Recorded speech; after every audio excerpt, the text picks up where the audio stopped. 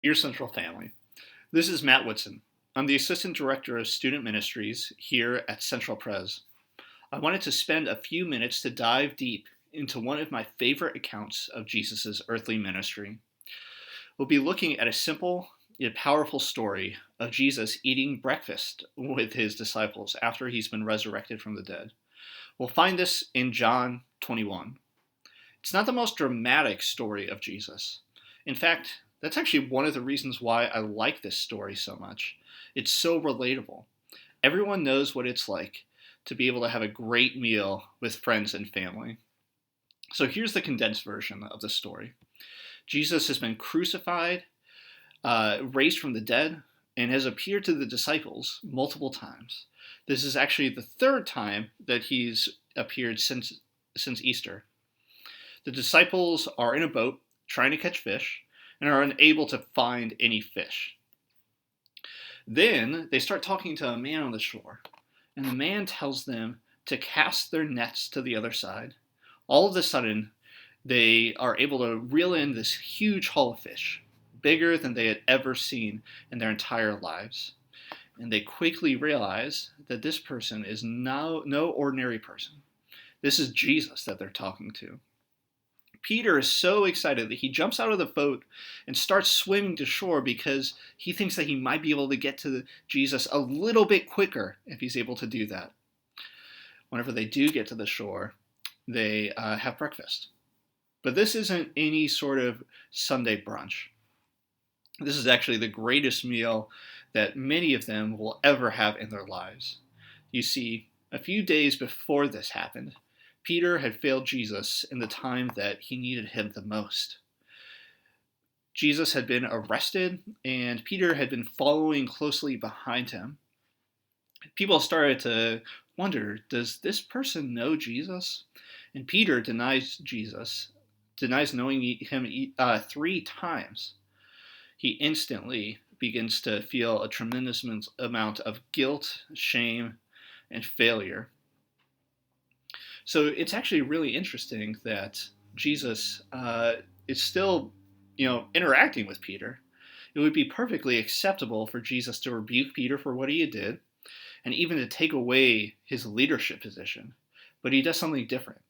He says, "I want to be with you. I forgive you, and you are going to be doing a bunch of amazing work to build my kingdom." Peter had spent 3 years of his life seeing Jesus do the most incredible things any person had ever done. He had seen his closest friend lead thousands of people, heal the sick, and even raise the dead. But apparently, just seeing these miracles wasn't enough to transform Peter's heart. He was still unable to unload the tremendous amounts of shame, guilt, and failure that were crushing him.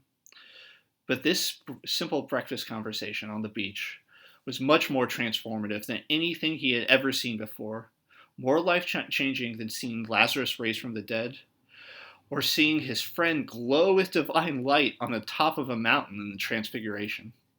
Seeing Jesus raised from the dead gave him hope that nothing, not even death, could separate him from his friend.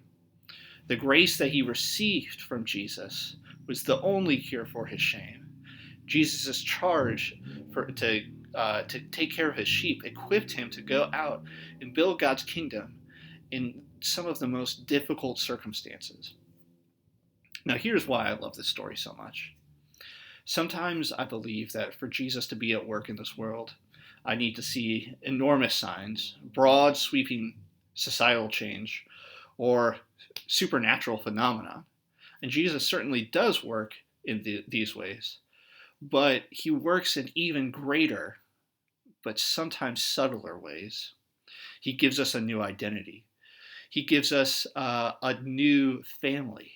He takes away the shame of what we've done, what we haven't done, of who we've been or haven't been. His presence is with us at all times, especially in the times that we need it the most, when we're the most vulnerable. We have a Savior that never leaves us alone. He breaks bread with us at every single one of our meals. He tells us that we are his sheep and that he will protect us.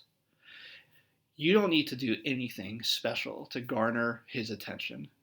You already have it because you are already special in his sight. I hope that this encourages you, and I hope that you guys have a great Easter season and are able to experience God's grace. See you later.